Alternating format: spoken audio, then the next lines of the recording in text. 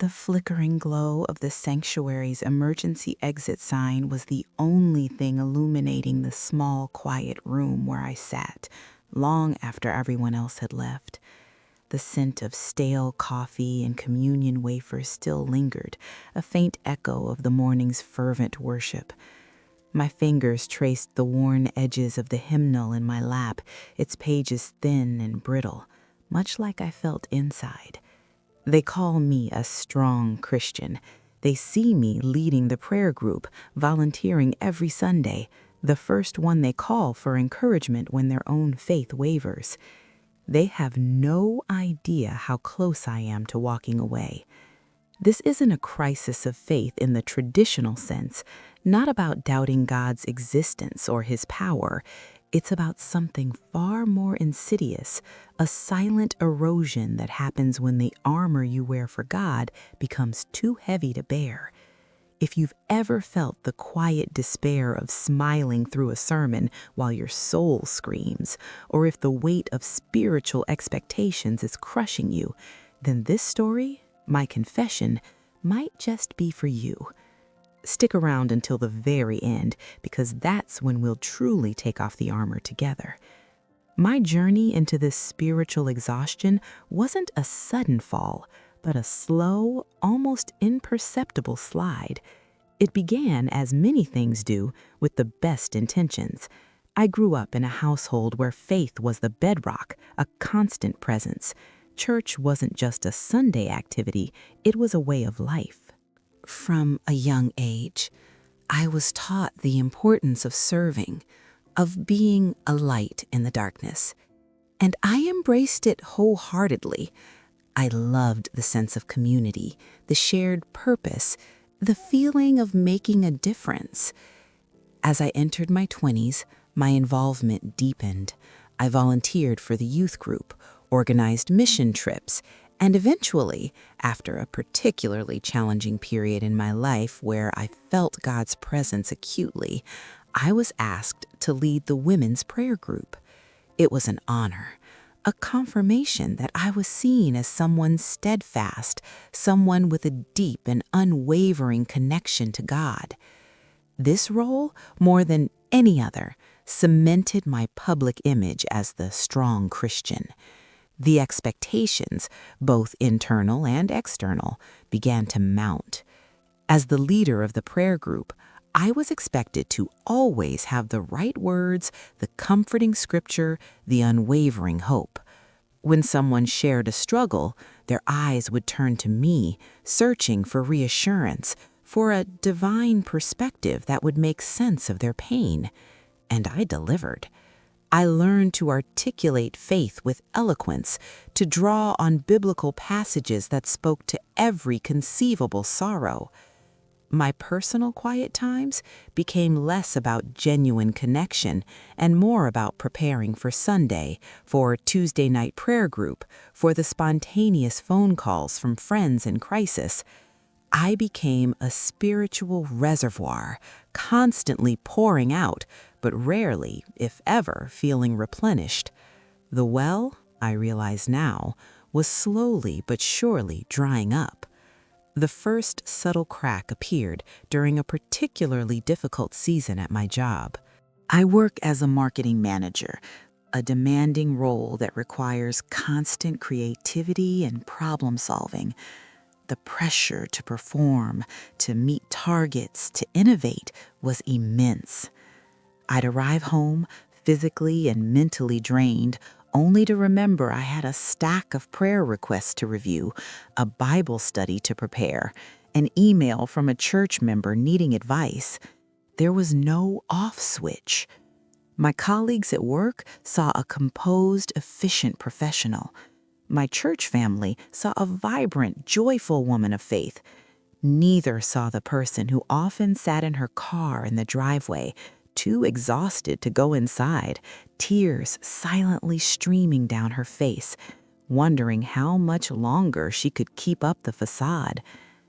I started to notice a disconnect between what I preached and what I felt.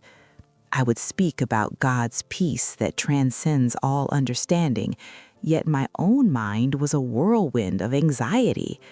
I would encourage others to cast their burdens upon the Lord while I secretly carried my own, afraid to admit to anyone, especially myself, that I was struggling.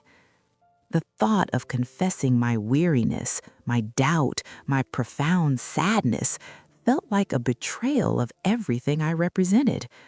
How could the strong Christian admit to spiritual exhaustion? It felt like admitting to a lack of faith, a failure of character.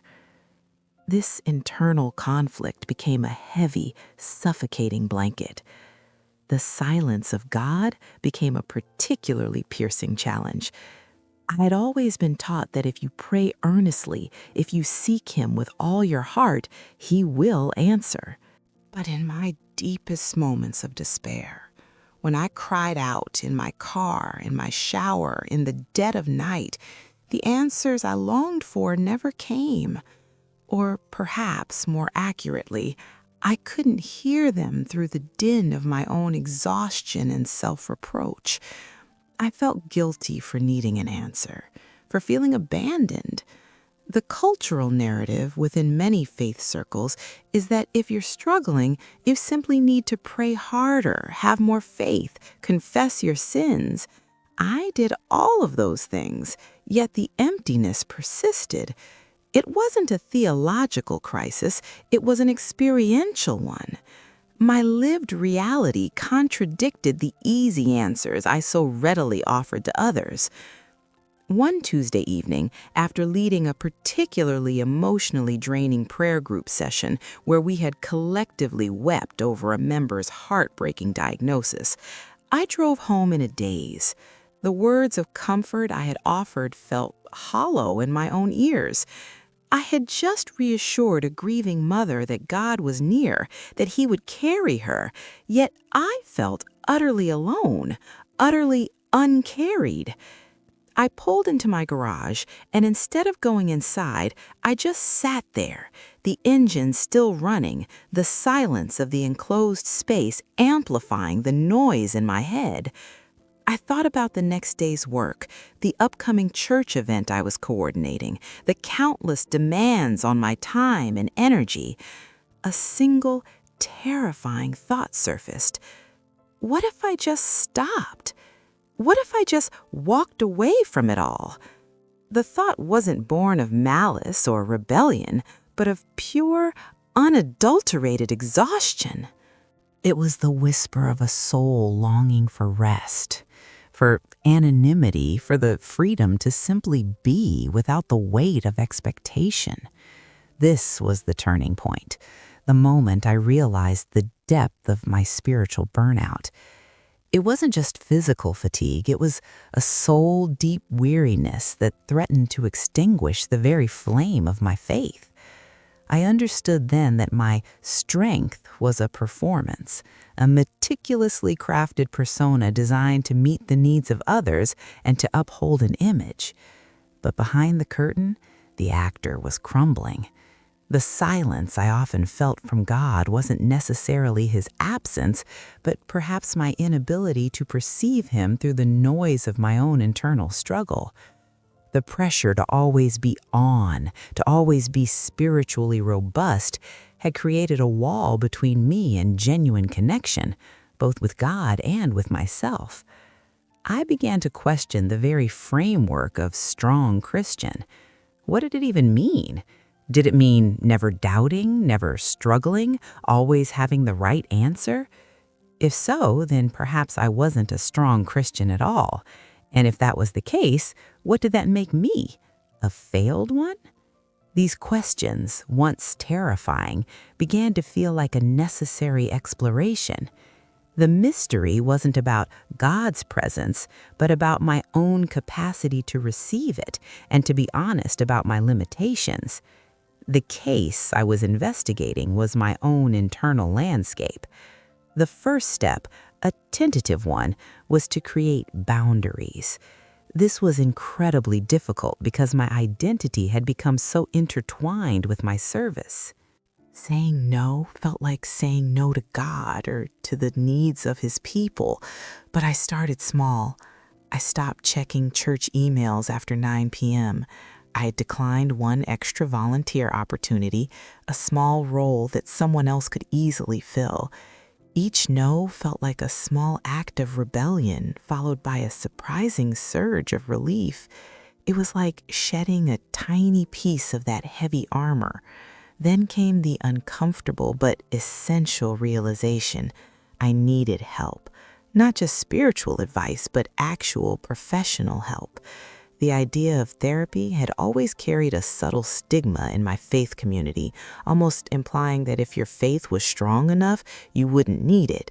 But my exhaustion had reached a point where prayer alone wasn't enough to untangle the knotted mess of anxiety and depression that had taken root. Finding a therapist who understood the intersection of faith and mental health was crucial.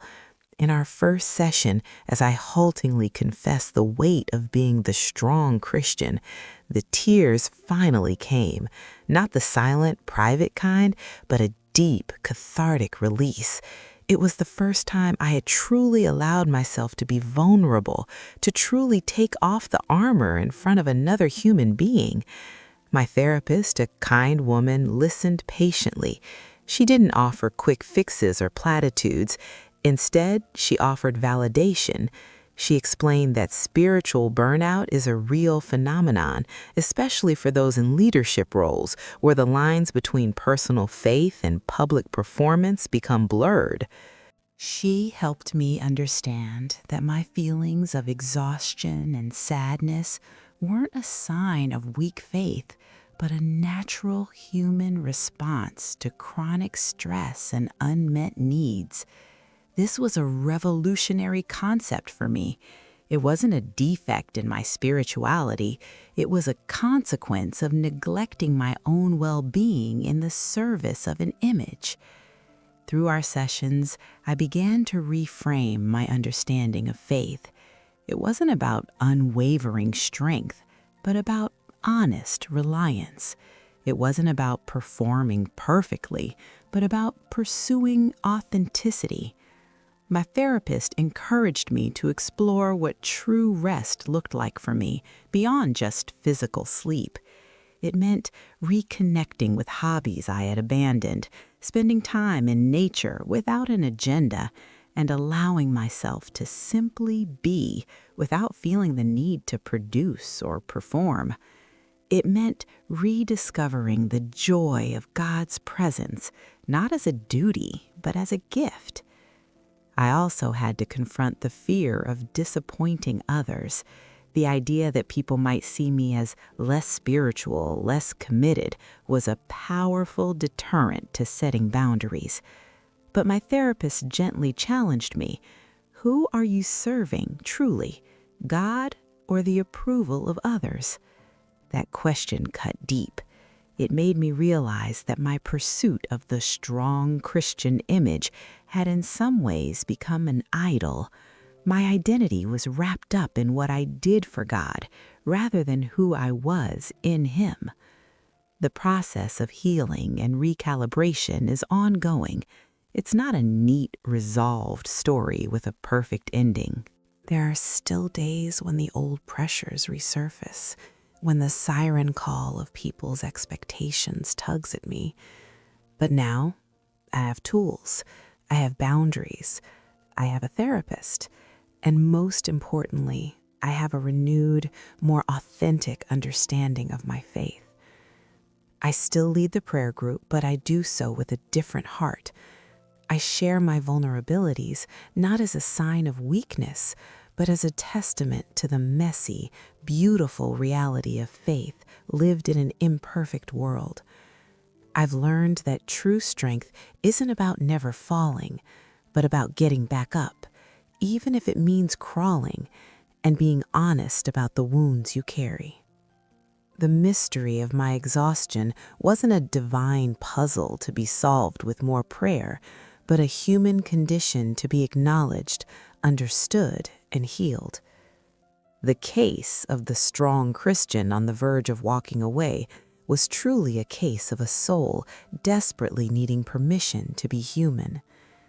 It's a journey of deconstruction and reconstruction, of shedding the heavy expectations and embracing a more grace-filled path. My spiritual landscape is still evolving, but it's no longer a barren desert. It's a place where growth is slow, sometimes painful, but always real. It's a place where I allow myself to be both faithful and flawed, strong and weary, all at the same time. If my story resonates with you, if you find yourself nodding along, feeling seen in these words, then know this: you are not alone. Your pain is not a sign of your lack of faith. Your exhaustion is not the testament to your spiritual failure. It is simply a sign that you are human, navigating a complex world with a sincere heart. The armor you wear, while it might protect you from the judgment of others, can also suffocate your soul. It's okay to take it off. It's okay to admit you're tired. It's okay to seek help.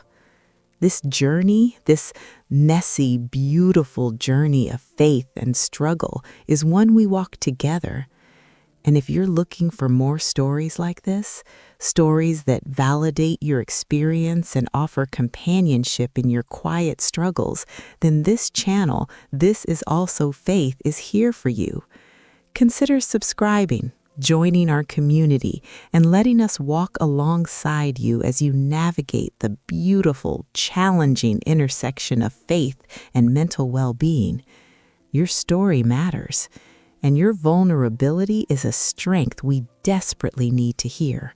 So, take a moment, breathe, and remember, you are seen, you are valued, and your faith is real, even in the midst of your pain.